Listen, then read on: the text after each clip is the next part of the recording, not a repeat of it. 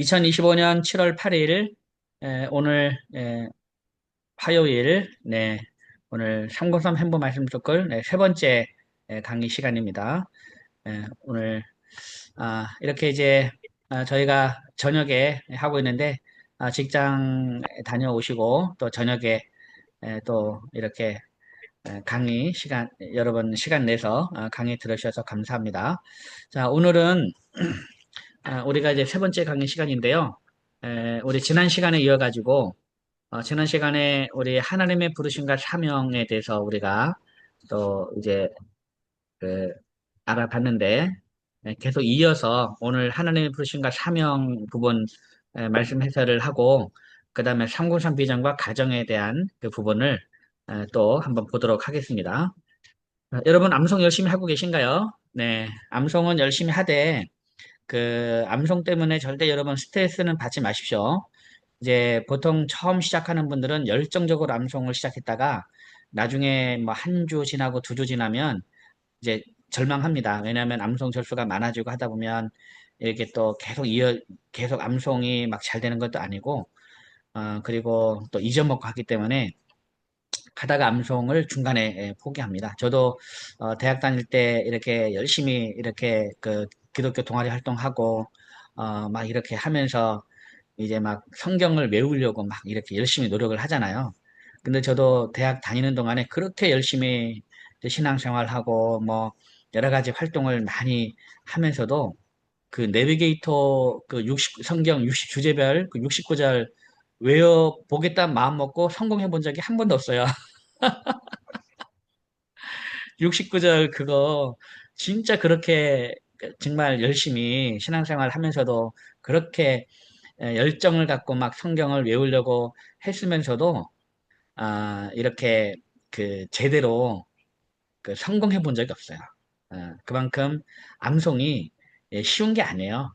제대로 성공 이렇게 제대로 암송을 제대로 69절 그래 끝나고 나면 129절 뭐 189절 240절 이런 식으로 내비게이터에도 암송 구절 이렇게 있지만 그것이 그냥 이렇게 우리가 열정 갖고 처음에 시도를 해도 그걸 끝까지 성공하지 못해요.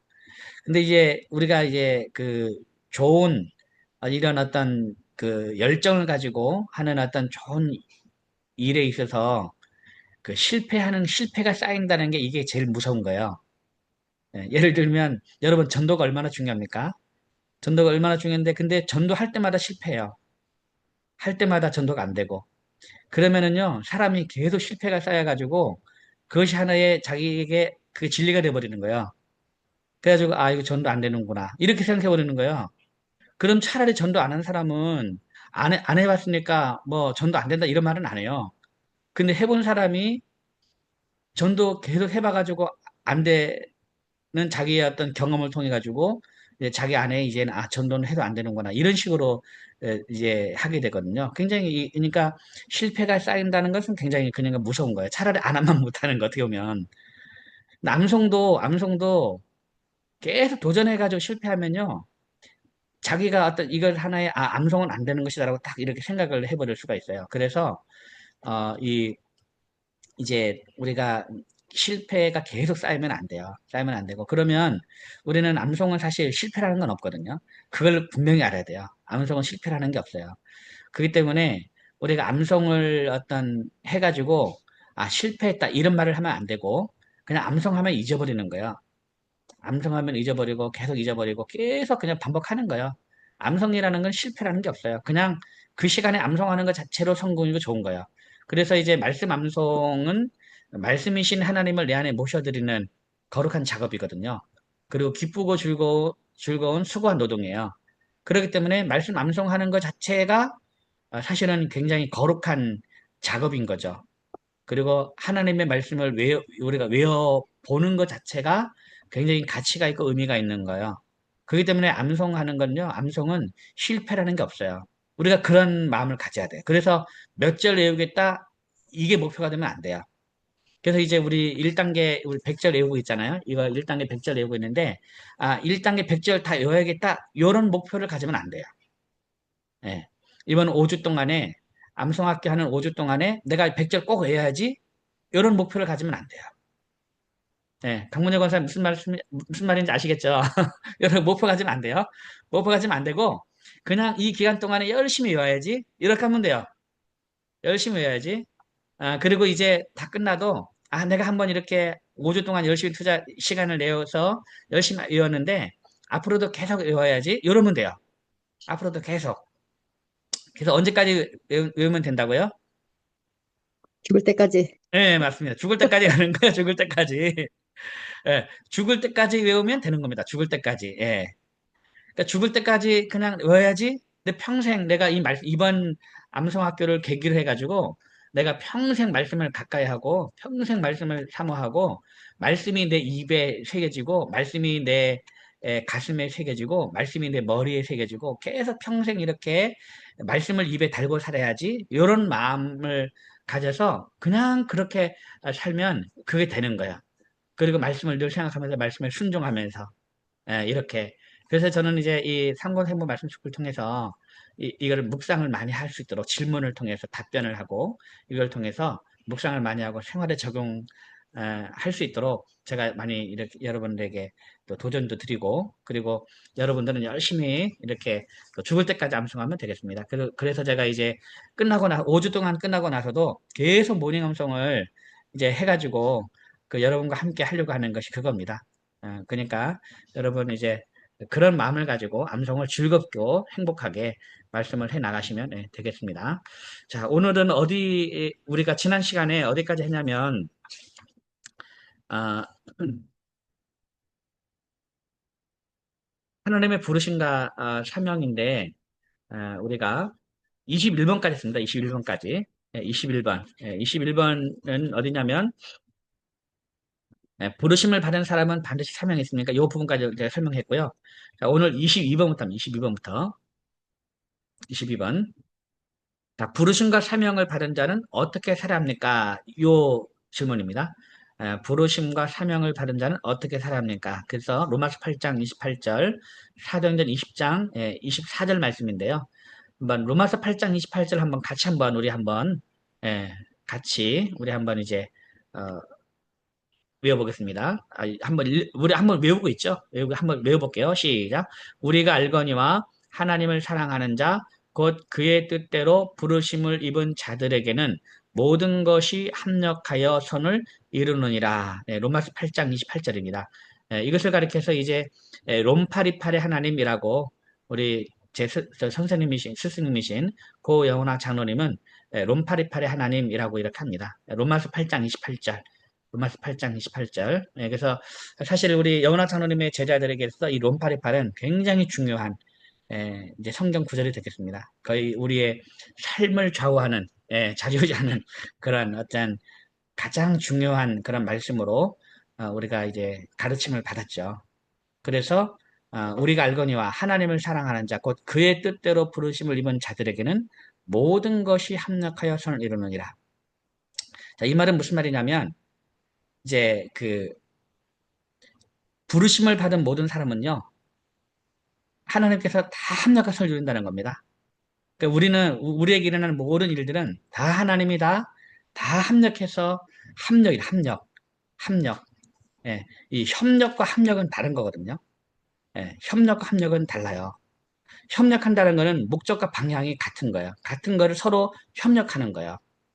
그러니까 목적과 방향이 다르면 협력이 안 돼요.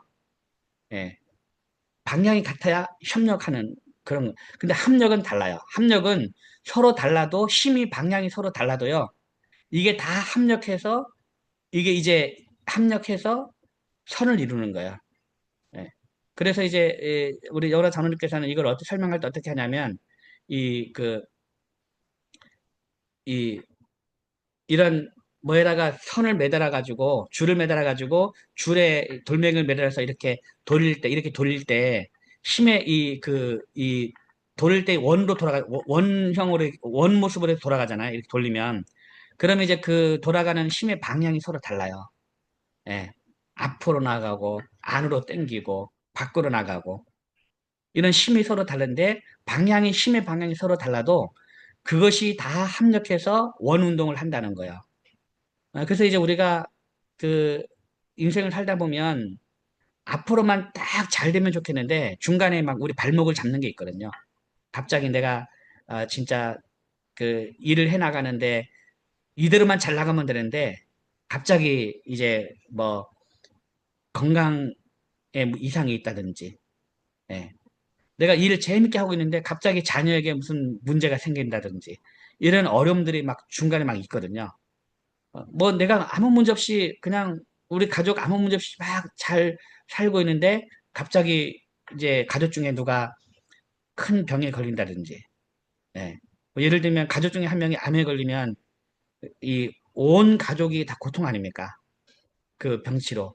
그리고 정말 힘든 게 또 이 그 부모님이 치매에 걸리면 온 가족이 다 비상 아닙니까? 온 가족이 다 비상해요. 온 가족이 형제들이 돌아가면서 봐야 되고 온 가족이 비상이잖아요. 그러니까 이게 뭐든지 우리의 어떤 생각대로 다 되는 게 아닌 거예요. 예. 그런데 하나님은 이런 모든 것조차도 다 합력해서 선을 이루신다라는 거죠. 이것이 믿음인 거죠. 이것이. 그래서 하나님의 부르심과 사명을 받은 자는 이 모든 것을 다 합력해서 선을 이루시는 하나님을 우리가 믿어야 한다는 거야. 예. 그래서 모든 환경 가운데 우리가 그런 하나님을 믿으면 모든 환경 또한 감사할 수도 있는 거죠. 예. 그래서 부르심과 사명을 받은 자는 어떻게 살합니까? 로마서 8장 28절 말씀입니다. 자, 그 다음에 사도행전 20장 24절 말씀인데요. 같이 한번 외워보겠습니다. 시작. 내가 달려갈 길과 주 예수께 받은 사명, 곧 하나님의 은혜의 복음을 증언하는 일을 마치려 하면은 나의 생명조차 조금도 귀한 것으로 여기지 아니하노라. 그러니까 하나님의 부르심과 사명을 받은 자는 진짜 최선을 다해서 살아야 됩니다. 최선을 다해서. 예. 여기서 보면 이제 진짜 여기서는 뭐라고 말합니까? 내가 달려갈 길과 주 예수께 받은 사명, 곧 하나님의 은혜의 복음을 증언하는 일을 마치려 하면은 나의 생명조차 조금도 귀한 것으로 여기지 아니하노라. 그냥 사명을 이루기 위해서 열심히 정말 이 생명조차도 아끼지 않고 열심히 달려갔다는 모습을 이제 이 바울의 모습을 통해서 우리가 알 수가 있는 거죠. 마찬가지로 바울에게도 그런 사명이 있듯이 우리에게도 사명이 있습니다. 우리에게도 각자에게 주어진 그런 사명이 있는 거죠. 바울만 어떤 사명자고 우리는 사명자가 아니다. 그게 아니잖아요. 바울도 사명자이듯이 강동현 목사도 사명자죠. 그러니까 바울이 그 사명을 위해서 나의 생명조차 조금 더 귀한 것으로 여기지 아니하노라라고 한 것처럼 그렇게 달려갈 길을 마치려 하면은 나의 생명조차 조금 더 귀한 여기지 아니라 했던 것처럼 저도 마찬가지고 여러분도 마찬가지고 그렇게 바울이 그런 사명자의 삶을 살기 위해서 달려가는 것처럼 우리도 그렇게 살아야 한다는 거죠.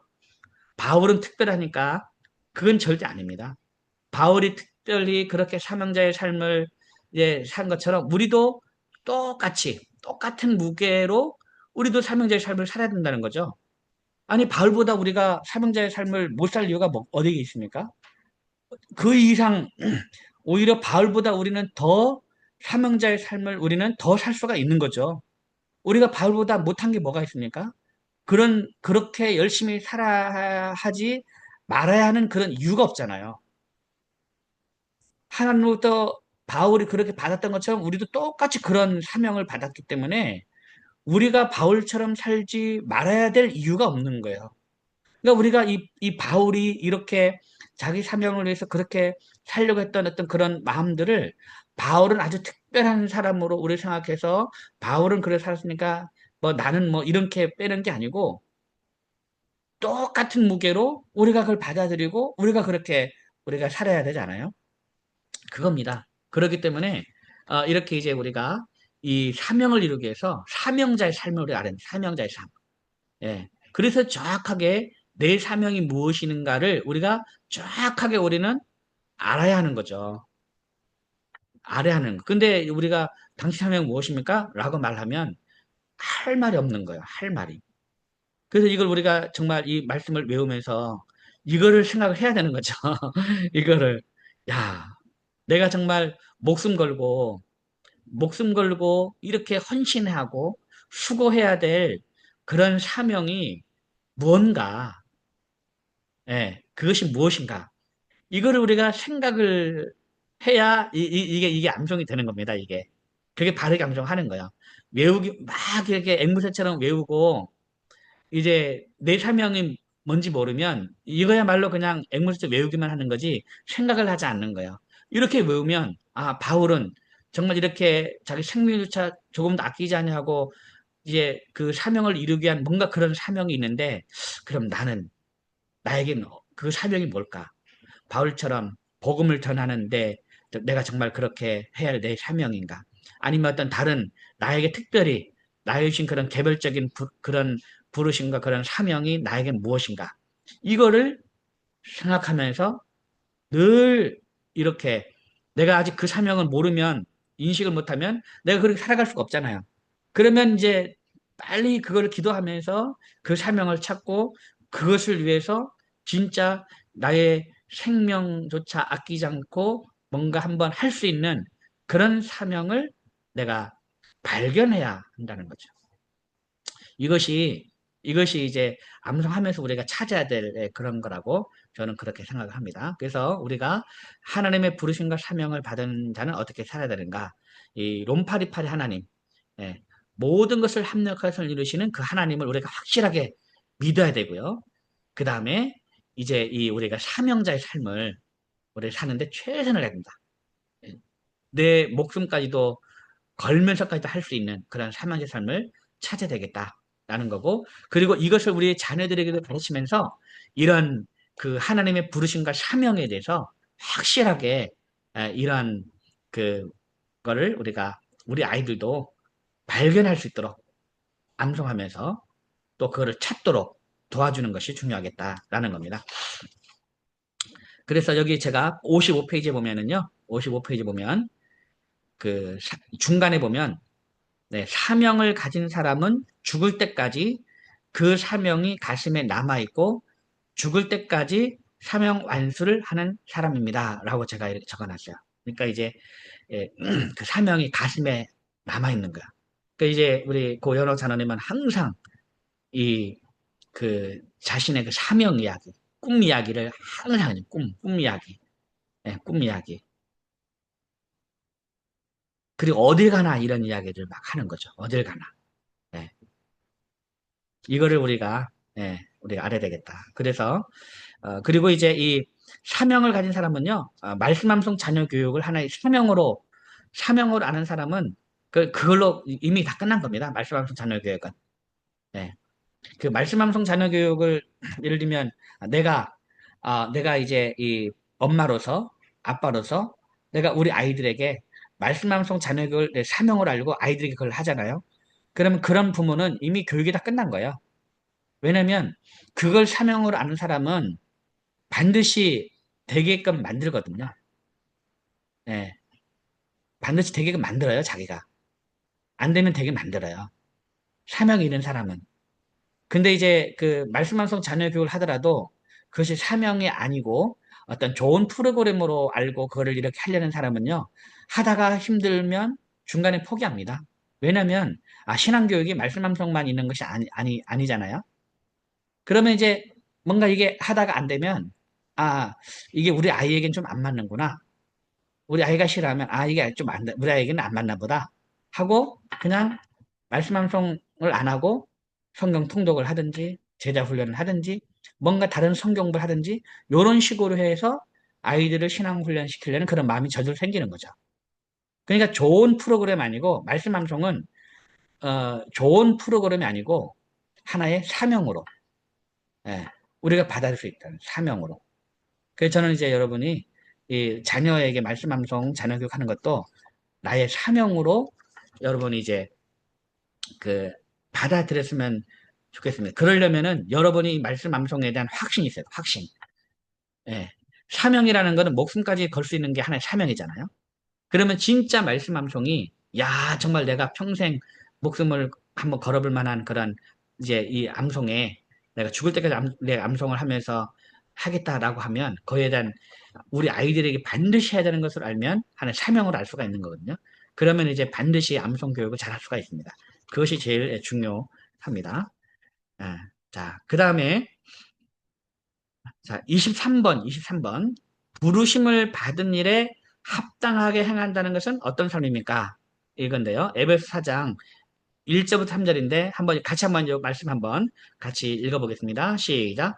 그러므로 주 안에서 갇힌 내가 너희를 권하노니 너희가 부르심을 받은 일에 합당하게 행하여 모든 겸손과 온유로 하고 오래 참음으로 사랑 가운데서 서로 용납하고 평안에 매는 줄로 성령이 하나 되게 하신 것을 힘써 지키라. 에베소서 4장 1절부터 3절까지의 말씀. 아멘. 자, 부르심을 받은 일에 합당하게 행한다는 것은 어떤 삶인가? 그래서 이제 그러므로 주 안에서 갇힌 내가 너희를 권하노니 에베소가 옥중 서신이잖아요. 에베소서 에필 골몬 이 네 가지 서신이 옥중 서신이고 그다음에 마지막 디모데 후서도 역시 옥중 서신이죠. 물론 분류는 이제 목회 서신을 분류를 합니다만은 실제적인 옥중 서신이라고 디모데 후서는 그렇게 알 수가 있는데 근데 어쨌든 여기서 에베소서 4장인데 그러므로 주 안에서 갇힌 내가 너희를 권하노니 이제 옥에서 지금 얘기하고 있는 거죠. 뭐라고 말하냐면 너희가 부르심을 받은 일에 합당하게 행하여 그러니까 너희가 부르심을 받은 일에 합당하게 행하라고 하고 있는데 모든 겸손과 온유로 하고 오래 참음으로 사랑 가운데서 서로 용납하고 평안에 매는 줄로 성령이 하나 되게 하신 것을 힘써 지키라 라고 말하고 있는 거죠. 그러면 자 보세요. 부르심을 받은 일에 합당하게 행하는 삶 어떤 삶인가. 그래서 첫 번째로 저는 이거를 그냥 하나 되게 하시는 것 힘써 지키는 삶 하나 되게 하는 것. 예. 그러니까 이제 이 부르심을 받은 사람은요 하나 되게 하는 것에 힘써 하나 되게 하는 것을 힘써 이 하나가 중요한 하나가 하나 되게 하는 것. 가정이 하나 되게 하고 부부가 하나 되는 거, 가정이 하나가 되는 거. 예. 그 다음에 교회가 하나가 되는 거. 이거 굉장히 중요한 거죠. 그래서 저는 이제 저는 이제 그래서 저희 삶에도 그렇고요. 교회 목회할 때도 그렇고, 저는 제일 중요시 여기는 게, 저는 평화입니다. 평화. 예. 그래서 저는 그래서 웬만하면 싸우지 않아요. 제가. 웬만하면 저는 성도들과 싸우지 않겠다고 저는 이미 선포하고, 저는 아예 목회할 때 저 스스로에게 나는 성도들과 싸우지 않는다. 언성을 높이면서 성도들과 싸우지 않는다. 아예 싸우지 않을 것을 선포하고. 예. 그래서 이제 이 사람들, 같은 동료들하고도 이제 저는 난 싸우지 않는다. 동료들하고도. 예. 그래서 저는 항상 어딜 가나 그런 어떤 평화를 굉장히 저는 중요시 생각합니다. 평화. 이 하나 되는 것이 굉장히 중요한 겁니다. 예. 교회는 이 하나만 되면요. 교회는 걱정 없어요. 교회는 걱정 없어요. 하나만 되면. 근데 문제는 뭡니까? 교회는 서로 싸우고 나눠지고 이러니까 문제가 되는 거죠. 그러니까 여러분 어디 가든지요. 어떤 이런 그 분쟁 가운데에 휩쓸리지 말고 분쟁 가운데 서면 안 됩니다. 항상 평화. 그렇기 때문에 뭐 무슨 남을 험담하거나 뭐 이런 그런 자리는 절대 깨서는 안 돼요. 예, 뭐 뒷담화 막 하면서 막 하거나 그런 자리를 절대 깨면 안 되고 어쨌든 이거를 굉장히 중요시하게 한번 생각해야 됩니다. 물론 사람이기 때문에 그걸 안 할 수는 없지만 그래도 최대한 평화를 지키기 위해서 하나됨을 지키기 위해서 자 그러면 이 하나됨을 지키려면 하나가 되게 하려면 무엇이 제일 중요한가? 저는 그래서 이제 생각을 이렇게 했어요. 뭐가 중요하냐? 다른 사람의 부르심을 인정하는 것이 제일 중요하다. 다른 사람의 부르심을 인정하는 것. 나도 하나님 부르심 받았잖아요. 근데 다른 사람도 하나님의 부르심을 받았어요. 그러니까 다른 사람이 얼마나 중요합니까? 굉장히 중요한 거예요. 예. 다른 사람이 부르심 받은 거. 이거를 인정해야 돼요. 나의 부르심을 당연히, 내가 하나님 부르심 받았다는 건 당연히 내가 아는 게 중요하죠. 아는 게 중요하고, 이건 못지않게 다른 사람도 하나님의 부르심을 받았다라는 것을, 이걸 인정하는 것이 굉장히 중요한 거예요. 이것을 인정할 때 모든 겸손이 나오는 거예요. 모든 겸손. 예. 여러분, 겸손하다는 거는요, 이거는 정말 그렇게 쉬운 게 아닌 거예요. 예. 겸손이라는 거는요, 이제, 뭐라 그럴까요? 겸손이라는 거는, 여러분, 담임 목사가 부목사 앞에서 겸손할 수 있습니까? 겸손해야죠. 그쵸? 담임 목사가 부교육자 앞에서 겸손해야 돼요. 여러분, 엄마가 자녀 앞에 겸손할 수 있습니까? 겸손해야죠. 엄마가 자녀 앞에 겸손해야 되는 거예요. 예. 그리고 스승님이 제자 앞에 겸손할 수 있습니까? 스승님이 제자 앞에 겸손해야죠. 겸손이라는 거는요, 동등한 사람이나 이런 어떤 그런 협력 관계, 그런 사람들 앞에서 겸손한 게 겸손이 아닌 거예요. 겸손이라는 거는 이게 나이와 인종과 또 그 재산 많고 적음 상관없이 부자도 가난한 사람 앞에서 겸손할 수 있는 거예요. 겸손해야 돼요, 부자도. 권력자도요. 여러분, 대통령이 국민 앞에 겸손해야 합니까? 겸손하지 말아야 됩니까? 겸손해야죠, 대통령도. 예. 여러분, 대통령이 노숙자 앞에서 겸손할 수 있습니까? 없습니까? 대통령도 노숙자 앞에서 겸손해야 되는 거예요. 예. 대통령도. 이게 성경인 거예요. 제가 여기 있어요. 그러니까 뭐냐면, 그러니까 겸손이는 단순한 게 아니라는 거예요. 겸손이라는 거는, 이제 담임 목사가 부교육자 앞에 겸손할 수 있고, 또 돈 아주 많은 부자가 이제 노숙자 앞에서 아주 가난한 사람 앞에서 겸손할 수 있고, 어른이 아이 앞에서 겸손할 수가 있고, 그리고 목사가 성도 앞에서 겸손하고, 이제 일할 수 있는 그 근거가 뭐냐? 근거가 뭐냐? 그게 다른 사람의 그 부르심을 인정해야 된다는 거야. 예를 들면 저는 담임 목사잖아요. 우리 부교육자가 있는데 부교육자는 나의 부르심이 아니고 하나님의 부르심을 받고 이 자리에 있다라는 그 사실. 그걸 인정을 해야죠. 그러면 내가 함부로 할 수 없는 거죠. 하나님의 부르심을 받고 이 자리에 있는 그분을 존중하고 이제 하나님의 부르심 받고 일하는 그분을 내가 이제 존중할 거기에서 겸손이 나오는 거죠. 예. 다른 사람의 부르심을 인정해야 되는 거야. 예. 그게 중요한 거죠. 그게. 모든 사람은 다 하나님의 부르심을 받고 그 자리에 있는 거야. 사장님이 종업원에게 겸손할 수가 있어요. 왜냐하면 그 종업원의 부르심을 인정하면 내가 불러가지고 내가 월급 주는 그런 사람이면 함부로 이렇게 대할 수 있는 거야. 함부로. 갑질할 수 있고요. 함부로 할 수가 있어요. 근데 그게 아니라는 거예요. 하나님의 부르심을 인정해서 저 사람이 부르심을 받고 이 자리에서 일을 하고 있다는 것을 인정을 하면 그 사람 앞에서 갑질할 수가 없어요. 그러면 하나님의 부르심을 자기가 깔아뭉개는 거니까 겸손할 수 있는 거죠. 그래서 우리가 다른 사람의 부르심, 하나님으로부터 부르심 받았다는 것을 인정할 때 우리는 겸손할 수가 있고 그래서 그 공동체가 하나가 될 수가 있어요.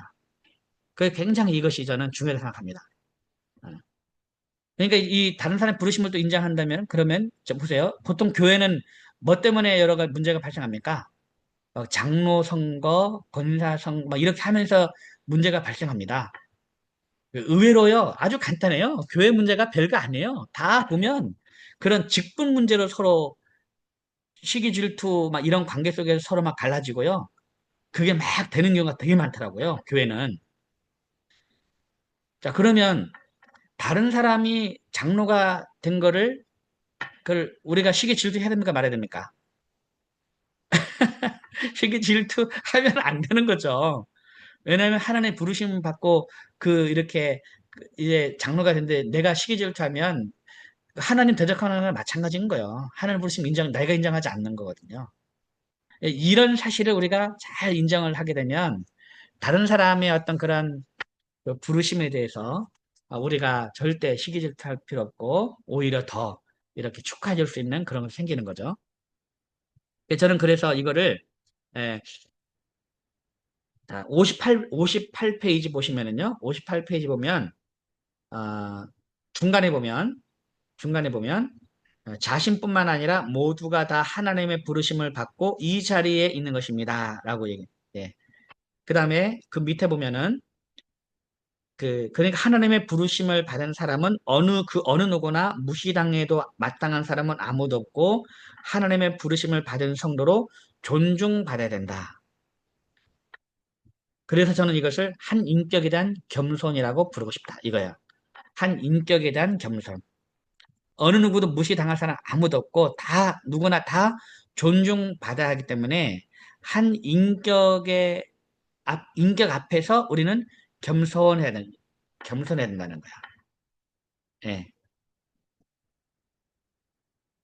그래서 진정한 겸손은 59페이지 맨 위에 보면 자, 그런데 자신보다 공부도 못하고 자신보다 가난하고 자신보다 지위가 낮은 사람 앞에서는 겸손하기가 그렇게 힘듭니다. 그래서 진정한 겸손은 한 인격 앞에 겸손한 사람이 진짜 겸손한 사람입니다. 한 인격 앞에 겸손하다는 말은 사람 한 명 한 명을 인격적으로 대하는 것을 말합니다. 예, 이겁니다. 그래서 여러분 정말요, 우리가 그 겸손을 배워야 돼요. 겸손. 예, 겸손해야 돼요. 어. 근데 그거 있어요. 근데 그럼 목사님, 강동현 목사님은 겸손합니까?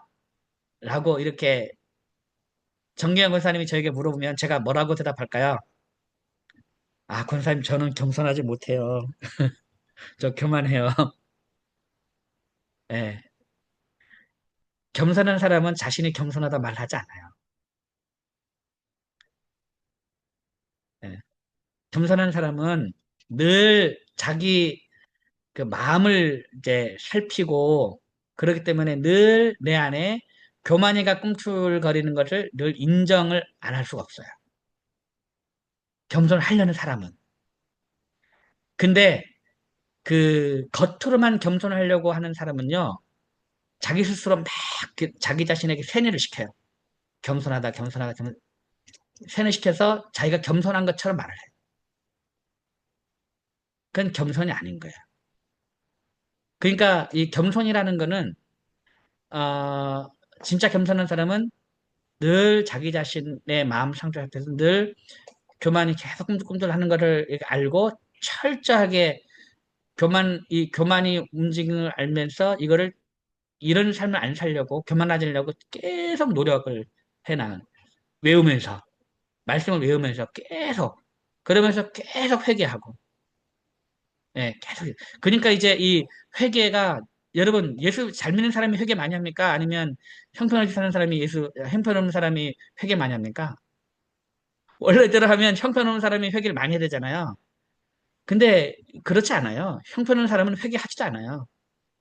큰 죄를 저희들 회개하지 않고요.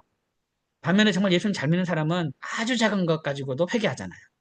마음속에 누군가를 미워한 것도 회개하고, 어디 지나가다가 이렇게 침 한 번 뱉은 것도 회개하고, 쓰레기 하나 버린 것도 회개하고, 정말 이게 이 예수 믿는 사람은 뭐 진짜 조그만 거 가지고 회개하고 잘 믿는 사람은 그러잖아요. 이제 그런 거예요. 그러니까 이제 우리가 계속 이렇게 한 인격 앞에 겸손하려고 계속 우리가 노력을 이제 해야 되는 거죠. 노력을 하고. 그러면 그 어떻게 해야 돼요? 말씀이 항상 우리 안에 살아 있어야 돼요. 그래서 모든 겸손과 온유로 하고, 오래 참으로 사랑 가운데 서로 용납하고, 이런 말씀들을 외우면서 우리는 에, 절대적으로 우리가 겸손을, 그리고 혹시라도 조금이라도 교만할 만한 어떤 그런 건데지가 있으면 우리가 그걸 안 하려고 노력을 하고, 누군가가, 여러분 어떤 사람이 교만 많이 합니까? 어떤 사람이 교만하냐면, 또 막 이렇게 교만할 수가 있냐면, 돈 많은 사람이 교만할 수가 있고요. 똑똑한 사람이 교만할 수가 있고요. 다 그래요. 이것들이 많아져요. 선한 일을 많이 하는 사람들이 이런 게 많아지잖아요. 그러면 이거를 하면서 계속 선한 일을 많이 할수록, 내가 좋은 일을 많이 할수록, 내가 교회 헌금을 많이 할수록, 내가 다른 사람 많이 도우면 도울수록, 내가 가진 것이 많을수록 계속 내가 교만하지 않게 해서 늘 겸손한, 그렇게 해서 우리가 이제 하는 거죠. 그러려면 항상 말씀이 내 안에 계속 살아있어야 돼요. 말씀이 계속 나에게 말을 해야 하는 거죠. 겸손해라. 겸손해라. 교만 하나님이 싫어하신다. 계속 이렇게 그래야 한다는 겁니다. 그래서 말씀이 항상 있어야 돼요. 자, 그 다음 공동체가 하나 되는 삶을 살려면 60페이지 두 번째. 공동체가 하나가 되게 하려는 삶을 살아가려면 사랑 가운데서 서로 용납해야 된다. 사랑 가운데서. 사랑 가운데서. 예. 근데 이제 용납이라는 게 쉽지 않잖아요. 왜냐면 서로 환경이 서로 다르다 보니까, 살아오는 환경이 서로 다르다 보니까, 용납하는 게 쉽지가 않아요. 그래서 뭐가 필요합니까? 오래 참음이 필요해요. 오래 참음. 오래 참음으로 사랑 가운데서 서로 용납하며, 오래 참음. 예. 교회 안에서 이것이 정말 필요한 거죠. 용납해야 됩니다. 나와 다른 사람 용납해야 돼요. 저는 이제 굉장히 이제 저는 그 이 교회 안에서 요즘에 막 진보 보수를 나눠주고 막 그러면 저는 너무 마음이 아파요. 예, 너무 마음이 아파서 용납할 줄은 몰라요. 많은 사람들이. 근데 우리는 용납하는 걸 많이 배워야 돼요. 나와 다른 사람들 용납하고 받아들이는 법을 많이 배워야 돼요. 많이 배워야 돼요. 그래서 웬만하면 다른 사람 뭐 험담 안 하려고 노력을 많이 하고, 그리고 험담하는 사람 조금 멀리 하고, 이게 좋든 나쁘든 좀 멀리 하고, 어떻게든 좀 이렇게 험담 안 하려고 이렇게 애를 많이 써야 돼요. 그 다음에, 그리고 용납하려면 오래 참음이 필요해요. 오래 참음. 오래 참음. 모든 사람 앞에서 우리 오래 참아야 한다는 거죠. 그러면 우리가 왜 그렇게까지 해야 되냐? 예, 그만큼 교회가 하나가 되는 것이 중요하기 때문에 그렇다는 거죠. 예. 그래서 교회 안에서도 여러분, 이 교회가 절대 갈라지지 말고, 여러분 교회는 절대 갈라지지 말고, 하나가 되게 하는데, 힘을 쓰는 성도가 될 때, 그때 하나님이 매우 기뻐하신다라는 것을 우리가 기억을 해야 되겠습니다. 그래서 오래 참아 서로, 사랑 가운데 서로 용납하고, 그 다음에 셋째는 뭐냐면, 공동체가 하나가 되게 하려는 삶을 살아가려면, 하나됨을 힘써 지킨다. 하나됨. 힘써서. 그만큼 교회가 하나 되는 것은 그만큼 중요한 거죠. 그러면 무엇으로 하나 되어야 하는 것을 힘써 지킬까? 평안에 매는 줄로. 평안에 매는 줄. 예. 그래서 이 평안으로 딱 하나로 묶어야 되는 거죠. 평안, 화평으로 이렇게 하나 되는 것을 힘써 지켜야 되겠다. 예. 여러분은 그래서 이걸 외우면서요. 어디 가나 평화를 전하는 사람이 되십시오. 평화를 전하는 사람. 평화를 만드는 사람. 피스메이커. 피스메이커. 그래서 누구 미워하지 않고, 나를 험담하는 사람도 미워하지 않고, 나를 험담하는 사람, 미워하지 않고, 항상 이렇게 평화를 지키는 그런 사람이 돼야 되겠습니다. 자, 그 다음에 24번. 하나님께서 우리를 각각 다른 직분으로 부르신 목적은 무엇입니까? 에베소 4장 11절, 12절입니다. 11절, 12절. 같이 읽겠습니다. 시작. 그가 어떤 사람은 사도로, 어떤 사람은 선지자로, 어떤 사람은 복음 전하는 자로, 어떤 사람은 목사와 교사로 삼으셨으니, 이는 성도를 온전하게 하여 봉사일을 하게 하며 그리스도의 몸을 세우려 하심이라. 이 말씀인데요. 자, 제가 지난 시간에 그 부르심과 사명에는요, 공통적인 부르심과 사명이 있고, 그 다음에, 이제, 그, 개인적 부르심과 사명이 딱 있어요. 그, 우리는 모두가 다 공통적으로 예수 그리스도의 것으로 부르심 받았고, 그 다음에 성도로 부르심 받았어요. 이건 모두가 다 공통적으로 하나님이 다 우리를 그렇게 부르신 거예요. 그리고 이제 우리는 또 공통적으로 어떤 선교를 위해서, 복음 전파를 위해서 우리가 다 부르심 받았잖아요. 크리스찬이라는 이름을 가진 그 사람 치고, 기독교인이라는 이름 가진 사람 치고, 이 복음 전파에 자유로운 사람은 없어요. 왜냐하면 모두에게 다, 예, 복음 전파의 사명을 주셨기 때문에 복음을 전하는 사명이 우리에게 다 있어요. 이걸 가리켜서 이제 공통적인 부르심이라고 볼 수가 있는, 공통적인 사명이라고 볼 수가 있는 거죠. 공통적인 사명. 그런데 또 그 외에 하나님은 각각 다른 직분으로 우리를 부르셨다는 거예요. 그래서 이제 그가 어떤 사람은 사도로, 어떤 사람은 선지자로, 어떤 사람은 복음 전하는 자로, 어떤 사람은 목사와 교사로 삼으셨으니 각각 개인적으로 하나님은 이렇게 각각 다른 직분으로 부르셨다라는 거예요. 저의 부르심도 다르고 여러분 부르심도 다르고 각자에게 그런 부르심이 있어요. 그러면 그 부르심에 맞게 또 각자에게 다른 사명이 또 있어요. 다른 사명. 예. 물론 엄마로서의 어떤 그런 부르심과 사명은 다 같이 다 있는 거죠. 아빠로서의 부르심은 다 같이 있는 거고 또 여러 가지 이제 그렇지만은 각자에게 또 다 개별적인 그런 부르심이 다 있다라는 거죠. 개별적인 부르심. 자, 그러면 하나님께서 이렇게 이 각각 다른 직분으로 부르신 목적이 있어요. 그게 뭐냐면 첫째, 성도를 온전하게 하기 위해서 우리를 각각 다른 직분을 부렸다는 거야. 성도를 온전하게 위해서. 에베소 4장 12절 말씀, 이는 성도를 온전하게 하여 봉사일을 하게 하며 그리스도의 몸을 세우라 하심이라 얘기하는데 이 성도를 온전하게 하기 위해서 우리를 부렸다는 거예요. 성도를 온전하게 위해서. 여기 성도를 이제 온전하게 한다는 말이 있는데요. 이게 의미가 두 가지가 있어요. 이 성도를 온전하게 한다는 이 말 두 가지 의미가 있는데 그 첫 번째는 뭐냐면 그 온전하게 한다는 것은 사람을 온전하게 만드는 거잖아요. 예. 근데 이제 이 각각 다른 직분을 부렸다는가 내가 할 수 있는 게 따로 있고 다른 사람이 잘할 수 있는 게 따로 있어요. 그리고 다른 사람이 잘하는 거는 내가 못하고 또 내가 잘하는 건 또 다른 사람이 또 잘 못해요. 예. 그러면 어떻게 됩니까? 다른 사람이 잘하는, 내가 못하는 걸 다른 사람이 잘하면 나는 그 사람을 어떻게 합니까? 그 사람 앞에서 나는 더 겸손해질 수가 있는 거죠.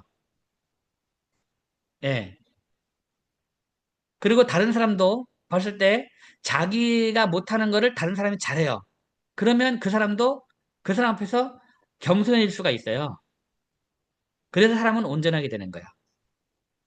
여기 성도를 온전하게 한다는 걸 저는 그렇게 이해를 했어요. 그렇게. 예. 왜냐하면 각각 다른 직분을 불렀기 때문에 내가 못하는 거를 다른 사람이 잘하니까 그 사람도 필요하잖아요. 그 사람이. 그러니까 이제 그 사람 앞에서 내가 겸손하게 서서 그 사람을 이렇게 위할 수가 있고 존중할 수 있는 거죠. 그래서 내가 온전해지는 거야. 겸손하면 더 온전해지는 거죠. 그 다른 사람의 은사를 존중하고 그 은사 앞에서 자신은 더 겸손해진다라는 거죠. 그래서 이제 교회가 잘 바르게 간다는 거죠. 그 다른 사람 앞에서 겸손하고 다른 사람의 은사를 존중하는 것이 이것이 봉사의 첫 출발. 그래서 어떤 교회를 봉사한다 그러면 그걸 우리가 잘 해야 되는 거예요. 겸손하고 다른 사람의 은사를 존중해야 이 뭔가 교회 봉사를 우리가 또 잘할 수가 있는 거죠. 그다음 두 번째로 성도를 온전하게 한다는 의미는 또 어떤 의미가 있냐면 준비하게 하는 의미가 있어요. 대부분 아마 설교를 여러분 이 본문 가지고 설교를 들을 때 준비시킨다는 의미로 많이 설교를 많이 들었을 거예요. 준비시킨다. 예.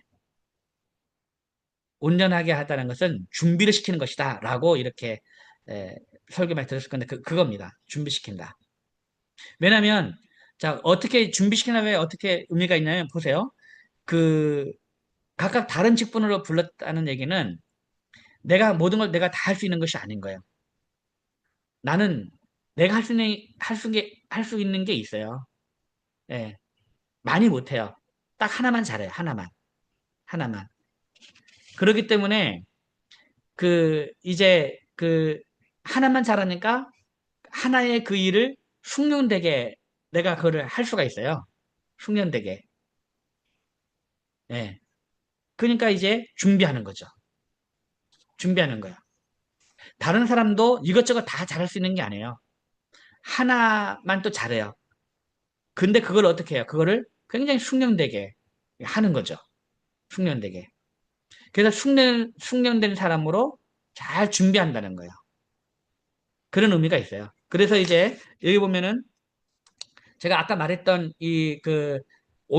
성도를 온전하게 한다는 그런 의미로 번역이 된 것이 이 개역 개정, 개역 한글, KJV 흠정역, KJV 성경이 이런 해석을 취하고 있어요. 그 다음에 준비시켰다는 의미, 준비시켰다는 의미로 이제 그 번역을 하고 있는 것이 공동 번역, 우리말, 표준 세번역, NIV 성경이 이거를 준비시켰다, 우리를. 예, 이제 성도를 준비시킨다는 의미로 이걸 사용하고 있어요. 두 가지를 우리가 다 그냥 취하면 되겠습니다. 두 가지를 다. 아. 자, 그 다음에 이제 66페이지에 보면 둘째, 우리는 모두 다 다른 직분으로 부르심을 받은 것은 어떤 의미가 있냐? 그리스도의 몸을 세우라는 거예요. 그리스도의 몸이 뭡니까? 교회. 교회를 세우기 위해서 이제 우리를 각각 다른 직분으로 불렀다라는 거죠.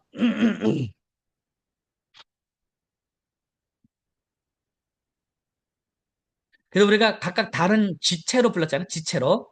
그 지체로서 각자에게 주어진 사명을 다할 때 교회가 세워지는 거예요. 예. 그러니까 이제 얼마나 이게 좋아요. 내가 못하는 걸 다른 사람이 잘하고 각자가 각 지체로서 충실하게 일을 잘할 때 교회가 온전히 세워지는 거야. 그러니까 여러분 교회에서 서로 다른 사람이 서로 잘하는 걸 가지고 시기질투할 필요가 있습니까? 없습니까? 그 전혀 그럴 필요가 없는 거예요. 다른 사람이 잘하는 거는요. 너무너무 감사한 거예요. 내가 다 잘할 수 있는 게 아니거든요. 근데 내가 못하는 걸 다른 사람이 잘해주니까 얼마나 좋아요. 그래서 교회 안에서 서로 다른 사람의 어떤 그런 뭐 직분을 받고 일하고 이런 걸 가지고 시기 질투할 필요가 전혀 없는 거예요. 왜냐? 다른 사람이 잘해야 돼. 그래야 교회가 더 잘 세워지는 거야. 충실하게 그 맡은 일들을요. 충실하게 잘 해 나가야 돼. 그래서 서로 합력을 해가지고 이렇게 계속 해야 된다는 거죠. 그래서 각자의 부르심과 그런 은사들을 시기하고 질투할 필요가 전혀 없다라는 거죠. 예, 교회의 몸을 그렇게 해야만이 그렇게 몸을 세울 수가 있는 겁니다. 예, 근데 이제 현실은 어때요? 현실은 그런 시기 질투가 많이 일어나고 이제 있는 거죠. 여러 가지 직분 선출할 때나 뭐 여러 가지 보면서. 근데 그럴 필요 전혀 없다라는 겁니다. 그다음 25번. 그다음에 자, 그리스도의 몸인 교회의 지체로 부르심을 받은 우리는 어떻게 살아야 합니까? 라는 그런 질문을 했습니다. 그리스도의 몸인 교회의 지체로 부르심을 받은 우리는 어떻게 살아야 합니까? 자, 에베소서 4장 22절부터 32절까지의 말씀인데 같이 한번 읽어볼게요. 시작. 너희는 유혹의 욕심을 따라 썩어져가는 구습을 따르는 옛사람을 벗어버리고 오직 너희의 심령이 새롭게 되어 하나님을 따라 의와 진리의 거룩함으로 지으심을 받은 새 사람을 입으라. 그런즉 거짓을 버리고 각각 그 이웃과 더불어 참된 것을 말하라. 이는 우리가 서로 지체가 됨이라. 분을 내어도 죄를 짓지 말며 해가 지도록 분을 품지 말고 마귀에게 틈을 주지 말라. 도둑질하는 자는 다시 도둑질하지 말고 돌이켜 가난한 자에게 구제할 수 있도록 자기 손으로 수고하여 선한 일을 하라.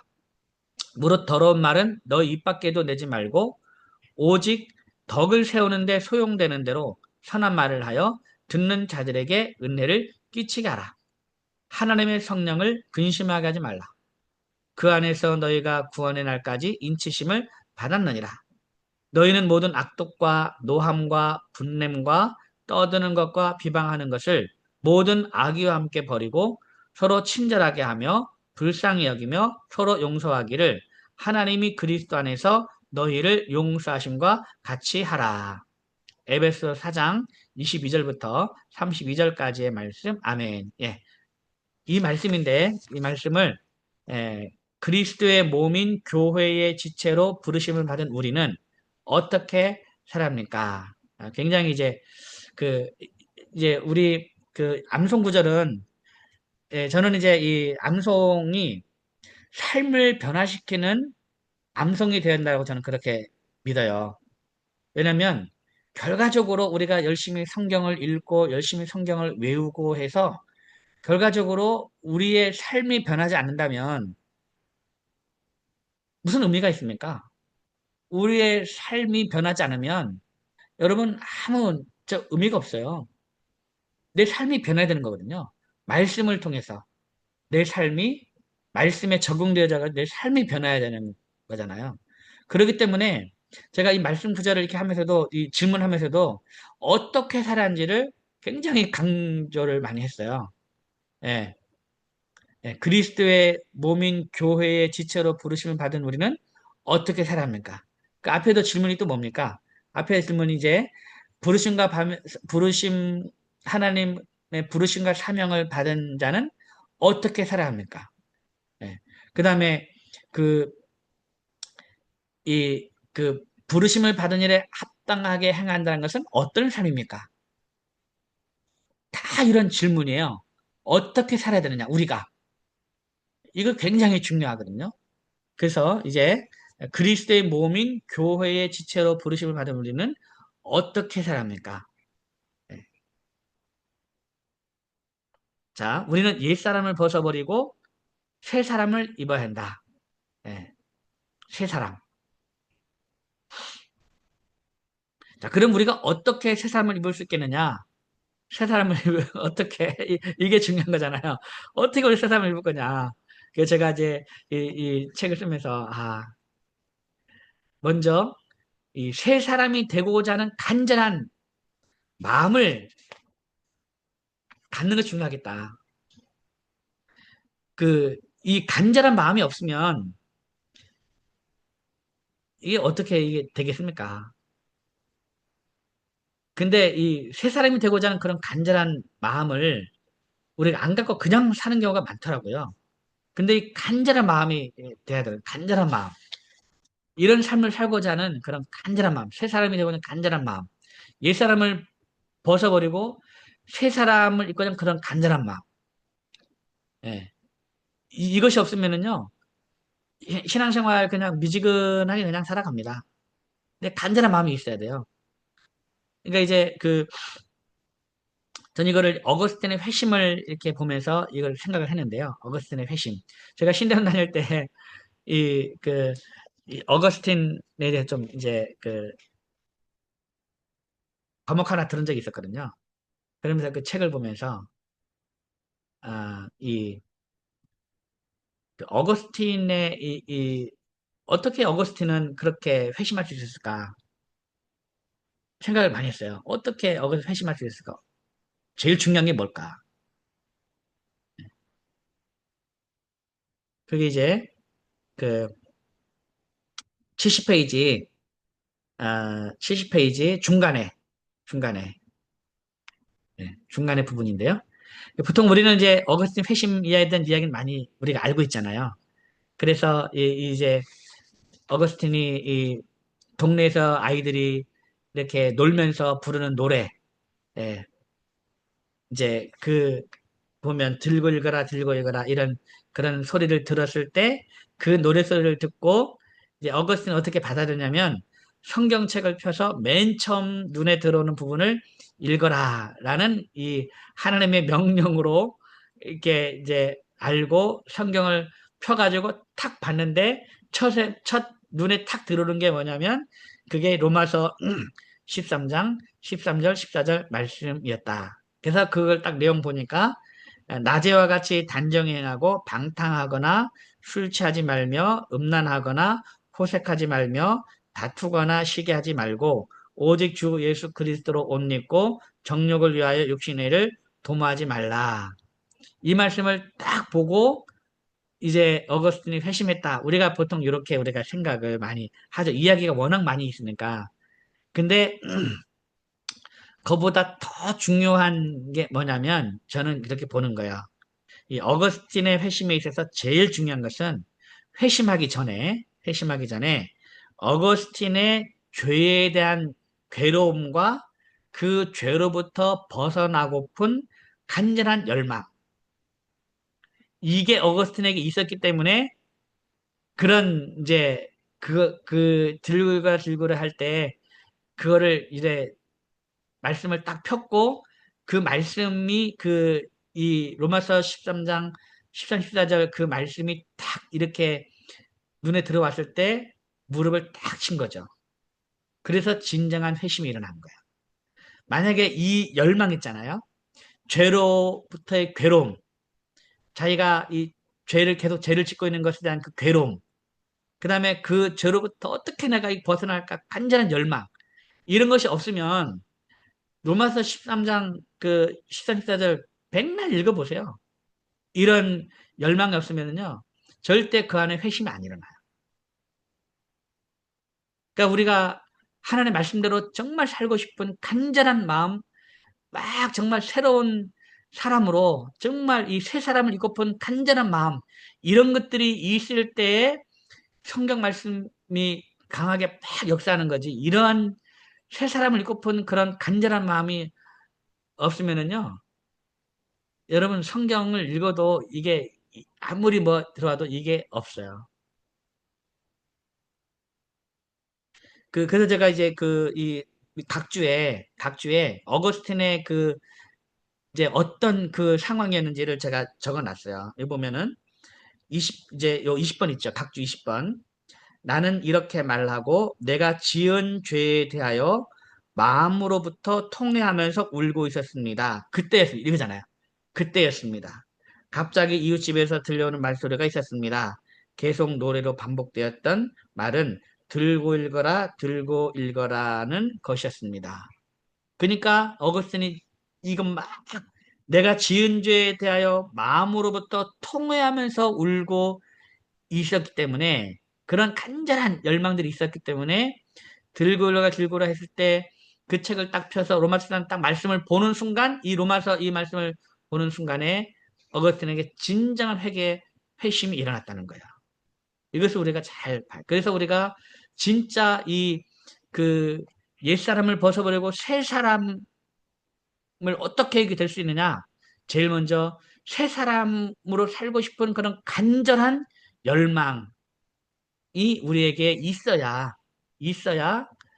우리가 이 말씀을 통해서든 하나님은 뭘 통해서든 역사를 하신다는 거죠. 말 그대로 하나의 말씀, 그런 열망이 있을 때 하나님의 하나의 한 말씀이 확 우리의 삶을 변화시키는 어거스틴에게서 로마서 13장 13, 14절 같은 그런 능력 있는 말씀으로 우리가 확 와닿는다는 거죠. 그런 간절한 마음이 우리에게 있어야 된다. 둘째, 그 다음에 그리스도의 몸인 교회의 지체로 부르심 받은 우리는 어떻게 살았냐? 마귀에게 틈을 주지 말아야 된다. 마귀에게. 마귀에게 틈을 주지 말아야 된다. 마귀에게. 첫 번째는 이제 우리가 에, 그새 사람을 입어야 된다. 새 사람. 옛사람 버리고 새 사람 입어야 된다고. 둘째는 마귀에게 틈을 주지 말아야 된다. 마귀에게.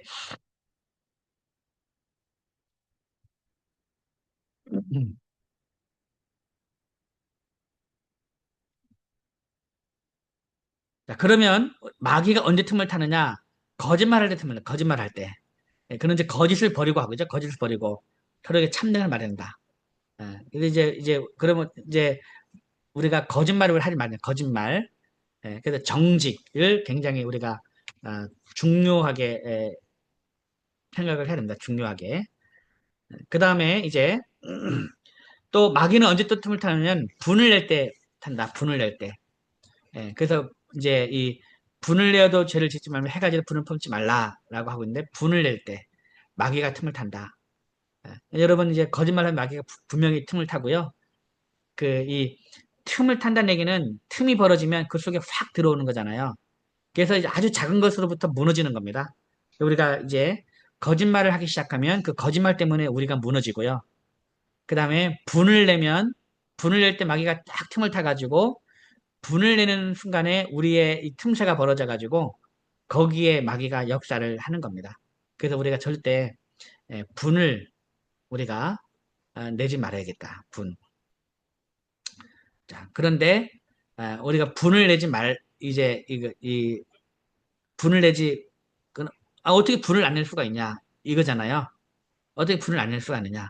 그래서 이제 유진 피터슨의 메시지가 하고 있는데 에, 이렇게 말하고 있습니다. 이게 이제 그 분을 내어도 죄를 짓지 말며 해가 지도 분을 품지 말라 이라고 하고 있잖아요. 그러니까 이 여기서 분을 낼 수는 있다는 겁니다. 이제 바울도 그 부분은 여지를 두고 있어요. 분을 내지 말라 하면서도 이제 그래서 뭐 야고보서도 사람이 성내는 것이 하나님의 의를 이루지 못한다 하잖아요. 그래서 이 근데 이제 여기 로마서에서 보면은 이제 바울도 분을 낼 수 여지는 두고 있어요. 왜냐하면 사람이 분을 내지 않을 수는 없잖아요. 근데 죄를 짓지 말라는 거죠. 그리고 해가 지도록 분을 품지 말라는 거죠. 아예 분을 내지 말라는 것은 아니고. 그렇기 때문에 이제 유진 피터는 이렇게 기록하고 있습니다. 한번 73페이지 가운데 보면 화가 나면 화를 내십시오. 화내는 것 자체는 괜찮습니다. 그러나 화를 연료로 삼아 복수심을 불태워서는 안 될 일입니다. 이렇게 말하고 있어요. 이렇게 해석을 이렇게 하고 있는 거죠. 예. 분을 내어도 죄를 짓지 말며 해가 지도록 분을 품지 말라라는 거를 이렇게 해석을 한 거야. 그래도 해석을 굉장히 잘한 것 같아요. 이게 이제 사람이 우리는 어떻습니까? 막 분을 내는데 막 그 하나에 화가 나고 막 있으면 이제 그걸 막 이제 더 막 그 복수하려고 더 일을 크게 벌이잖아요, 우리는. 네, 그렇게는 하지 말라는 거예요. 그렇게 하지 말라. 그래서 이제 마음에 화가 나고 우라통이 치밀어 오를 때 화를 내십시오. 다만 죄가 되지 않도록 자신에게 있는 화를 잘 다스리는 법을 배워 나가야 할 것다. 제가 그렇게 말을 하고 있습니다. 그리고 이제 마귀에게 틈을 주지 않게 해서는 해가 지도록 불을 품지 말자. 해가 지도록. 그래서 이제 여러분 그 부부싸움 하면은 빨리 화해를 하고 해가 지도록 이제 분을 품고 막 그렇게 하지는 말자. 예, 빨리 이렇게 화를 풀도록 서로가 화해하도록 그렇게 하자라는 겁니다. 예. 그래서 제가 이제 그 74페이지에 부부싸움을 하고 배우자를 꼴딱 밤새우게 하고 잠을 잤다가는 마귀보다 더 무서운 배우자의 모습을 볼 수 있습니다라고 했는데 네, 예, 하여간 싸우고 나면 이제 좀 이렇게 화해하는 법을 빨리 해야 되겠다라는 겁니다. 그 다음에 셋째, 그리스도의 몸인 교회의 지체로 부르심을 받은 우리는 변화된 삶을 살아야 된다. 그 변화된 삶에 대해서 뭐 도둑질을 하는 자는 다투 이런 얘기 그다음에 또 뭡니까 뭐 더러운 말은 너희 밖에도 내지 말라 뭐 이렇게 그런 이제 오직 덕을 세우는데 소용되는 말을 해라. 오직 덕을 세우는데 이제 그다음에 또 뭐 이제 그 말하는 그 얘기 하고 있습니다. 덕을 이제 말을 예, 막 그 더러운 말은 하지 말고 덕을 세우는 데 소용되는 말만 선한 말을 하자. 선한 말을 하자. 이걸 이제 생활에 실천을 해야 되는 거죠. 근데 이제 그 여러분 기독교인들도 욕을 참 찰지게 잘하는 사람들이 있어요. 예. 근데 어떻게 그렇게 욕을 잘하나 모르겠어요. 저는 말이 안 나오는데 어떻게 욕을 그렇게 잘하는지 모르겠는데 우리 웬만하면 그런 욕은 서로 하지 말자는 거, 교회 안에서. 입을 딱 다물고, 이제 그렇게 하지 말자. 그 다음에 이제 넷째. 그리스도의 몸인 교회 지체로 76페이지. 부르신 바 우리는 하나님의 성령을 근심하게 하지 말자. 하나님의 성령을 근심하지 말라라고 했잖아요. 우리 안에 이제 성령이 계시는데, 하나님의 성령을 근심하게 하면 어떻습니까? 이제 우리의 삶이 즐겁지 않습니다. 우리의 삶이. 예, 우리의 삶이 즐겁지 않아요. 이제 이 성령을 기쁘게 해야 우리의 삶이 즐겁잖아요. 성령을 기쁘게 해야. 근데 근심하게 하면 우리의 삶이 이제 즐겁지 않습니다. 우리 영혼이 즐겁지 않아요. 우리 영혼이. 우리 안에 성령께서 계시기 때문에 우리가 성령을 이제 기쁘게 해드려야 우리의 영혼이 즐겁죠. 그래서 이제 모든 악독, 노함, 분냄, 떠드는 것, 비방하는 것을 모두 함께 버리고 서로 친절하게 하며 불쌍히 여기며 서로 용서하기를 그리스도께서 하나님이 그리스도 안에서 너를 용서하신 것 같이 하라. 요약으로 그냥 간단하게 그냥 에, 이제 했습니다. 그래서 여러분들 특별히 교회 지체로 부르신 받은 우리는 어떻게 살합니까? 에베소 4장 22절부터 32절까지 말씀은요. 계속 외우면서 이걸 우리의 삶에 계속 적응해 나가는 그런 연습들을 하게 되면 정말 우리의 삶이 변화되지 않을까 그렇게 생각합니다. 예.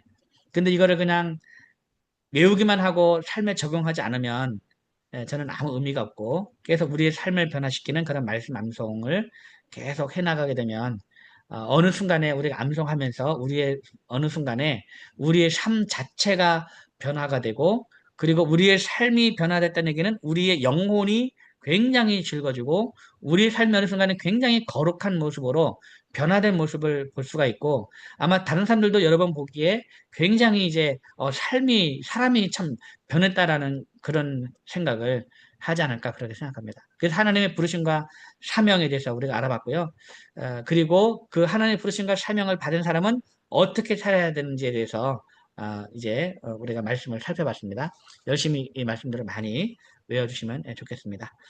자, 그 다음에 우리 세 번째 주제인데 세 번째 주제 상문상 비전과 가정내에 대한 주제입니다.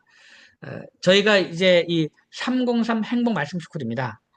그런데 이제 저희가 바로 처음부터 303 비전에 대해서 제가 여러분에게 소개하지 않고 이 그 우리가 예수를 믿어야 하는 이유에 대해서 32절 말씀을 먼저 여러분에게 소개를 했고 그 다음에 하나님의 부르심과 사명에 대한 말씀을 또 여러분에게 먼저 소개를 했습니다.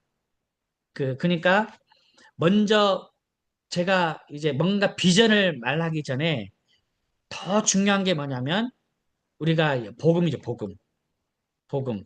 복음을 명확하게 알고 우리가 예수를 믿어하는 이유에 명확하게 복음을 알고 그 다음에 하나님의 부르심과 사명에 대해서 명확하게 우리가 이것을 이제 인식을 한 다음에 그 다음에 이제 그 상문산 비전에 대한 이거를 해나가겠다라고 생각하기 때문에 원래 이 상문산 비전에 대해서 여러분에게 먼저 이거를 소개를 해야 되는데 제가 이 2시간을 거의 3시간 거의 세 번째 강의까지 제가 들어가지고 기초적인 부분을 먼저 말씀을 드렸습니다.